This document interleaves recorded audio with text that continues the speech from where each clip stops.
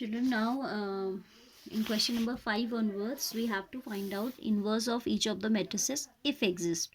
So first of all, we need to check whether the inverse exists or not from this question number 5 to 11. So I will take one question of 2 cross 2 order and one of 3 cross 3 order. Okay.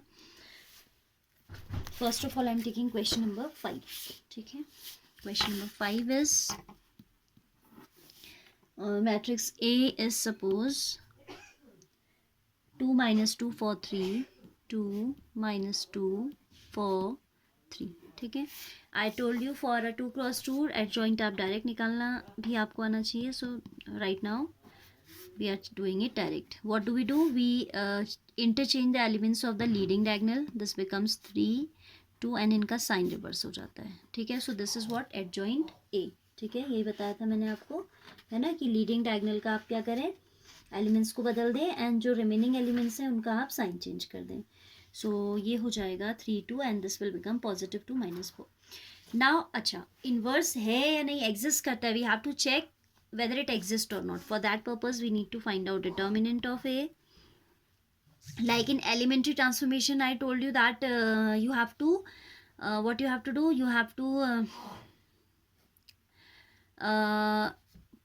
apply the elementary transformations. If the inverse does not exist, then ultimately any row or a particular column will come in such a form that all entries of that particular row or column are 0. वो तो था जब आपको determinant से check नहीं करना था, elementary transformation से ही आप काम करते. But here we will use this method. Determinant A will be 2 minus 2 for 3. पहले आप इसे डिटर्मिनेंट फॉर्म में लिखेंगे and then it will be 6 plus 4 2 ज़ा 8, that is 14, which is not equal to 0. ठीक है. जब नहीं है 0 तो इसको कहते हैं नॉन सिंगुलर मैट्रिक्स. ये भी आप याद रखिएगा. Determinant A is not equal to 0, then A is a non singular matrix. A is a non singular matrix and the inverse, here the inverse exist. In this particular case inverse will exist. And if determinant A is 0, singular matrix उसको बोलते हैं singular matrix, and उसमें जो आपका inverse है वो आ जाएगा inverse does not exist. ये बड़ा इंपॉर्टेंट पॉइंट है. हाँ, कॉर्नर में लिखा है बट इट्स वेरी इंपॉर्टेंट. हो सकता है मैं आगे भूल गई हूँ बताना.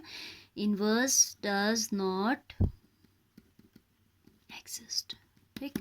Now here inverse is coming non zero. This implies A in, because it is saying ना इफ एग्जिस्ट, तो हमें लिखना पड़ेगा पहले कि भाई इन्वर्स तो एग्जिस्ट कर रहा है. Inverse is existing. Fine. So now A inverse is equal to adjoint A. अच्छा, ये फॉर्मूला भी मैंने आपको बताया नहीं था. This is there in your book without proof. हाँ, इन्वर्स एडजॉइंट ए इन्वर्स होता है adjoint A upon determinant of A. Adjoint A हम निकालते हैं एंड उसको हम डिटर्मिनेंट ए से डिवाइड कर देते हैं. So adjoint A we have already calculated and determinant A also we have calculated. So adjoint A कितना था 3 2 minus 4 2. इसको बाहर डिवाइड करना है 14 से, तो we can write 1/14. So this will be 3/14, 2/14 minus 4/14, 2/14. We should give the answer in the simplest form. So it will be 3/14, 1/7 minus 2/7 and 1/7. ठीक है. So here it is value of A inverse. ठीक है. It's very simple. For a 2 cross 2, for a 3 cross 3 also it's have the same concept, same method, but as it is having more elements there is a probability of making mistake. ठीक है. Carefully काम करोगे तो.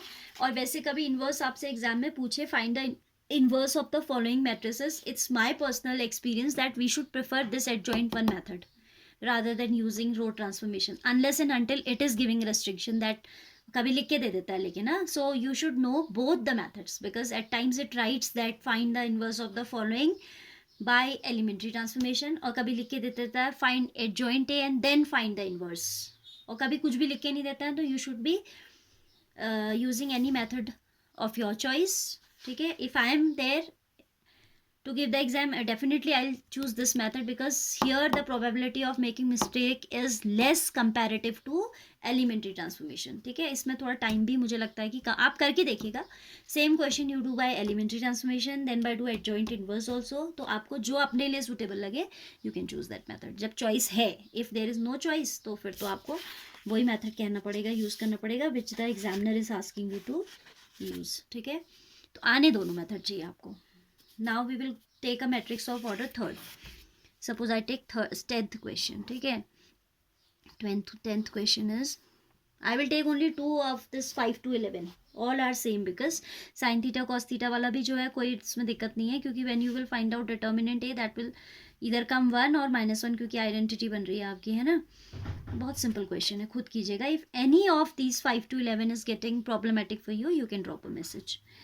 This is A matrix as 1 -1 2, then 0 2 -3 3 -2 and 4. ठीक है, तो सबसे पहले तो हमें माइनर एंड कोफैक्टर निकालने के लिए काम करना है. M11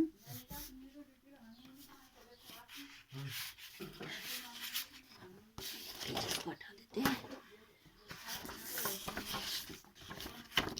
I need M11, M12, M13, M21, M22, M23, M31, M32, M33. Fine.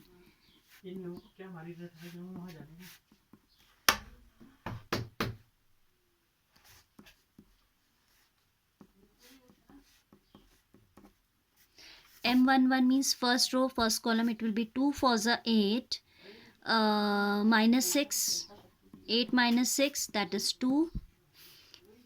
First row, first column हमने हटाया, 4 2s are 8 -6. Just a minute.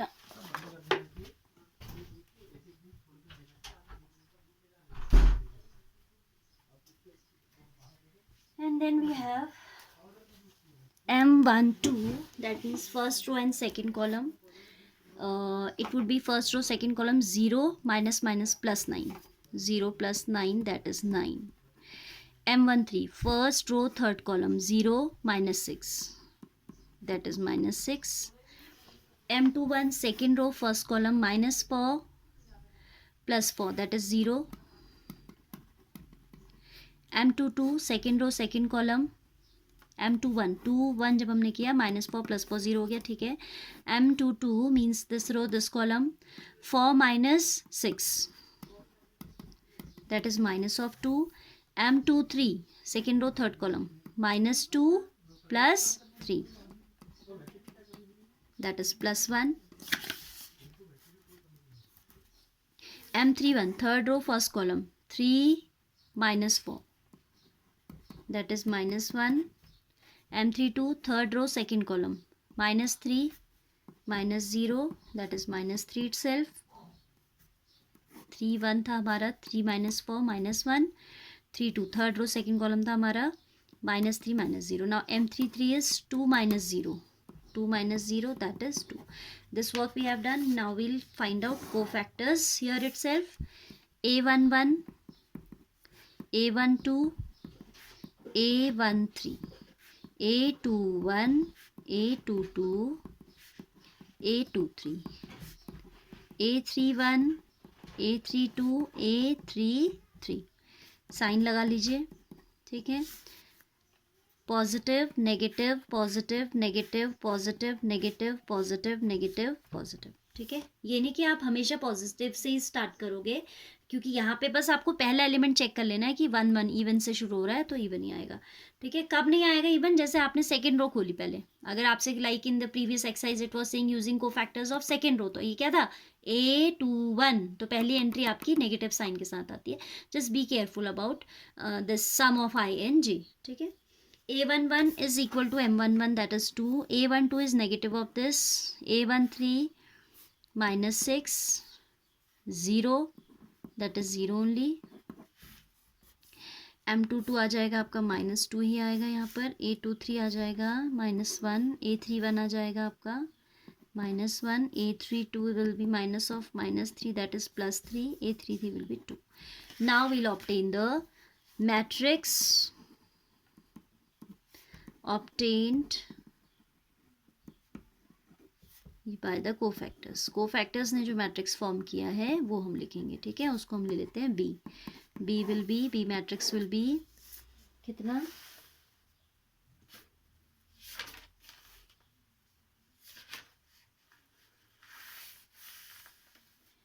2 -9 -6, 2 -9 -6. Second row हो जाएगी 0 -2 -1, 0 -2 -1, and third row will be -1 3 2, -1 3 2. ठीक है. इसमें आप केयरफुली करो ना तो फिर भी इसमें एरर्स कम होती हैं कंपैरेटिव टू एलिमेंट्री. मतलब ये मेरा like every year we check copies also, तो उसमें भी देखते हैं कि बच्चे इसमें कंपैरेटिवली कम मिस्टेक करते हैं. ठीक है. बी डैश निकालेंगे हम. B dash is equal to adjoint A. If we take the transpose of this matrix, we are going to obtain adjoint A. अच्छा, एक काम हमने गड़बड़, सबसे गड़बड़ काम किया कि we have not find out determinant of A. determinant A के बिना तो पता ही नहीं चलेगा कि सिंगुलर है या नॉन सिंगुलर है. ये काम यहाँ पे हो जाना चाहिए. I forgot to do it. Initially you need to check whether the determinant exists or not. If it exists, then only you will go for this whole working. But जितना मुझे याद है कि इसका इन्वर्स एग्जिस्ट करता है तो मैं इससे पहले कंप्लीट ही कर लेती हूँ. ठीक है. Adjoint A is equal to B transpose 2 -9 -6, 0 -2 -1. रो को हमने किस में ट्रांसफॉर्म कर दिया, कॉलम में. तो this is the value of adjoint of A. Now जो हमने छोड़ा है, मैंने स्पेस भी छोड़ा उसके लिए, and then it's forgot to do it. Determinant A हो जाएगा 1 into first row first column गया, 2 4 ज़ा 8, 3 2 ज़ा 6 -6, देन +1 हो जाएगा. This will go 0 -9 plus this row this column 0 -6, 2 into 0 -6. This is 8 -6 2 -9 minus कितना, 6 दूनी 12 -12, 21 नेगेटिव आ रहा है. तो डिटर्मिनेंट ए का वैल्यू आ रहा है -21.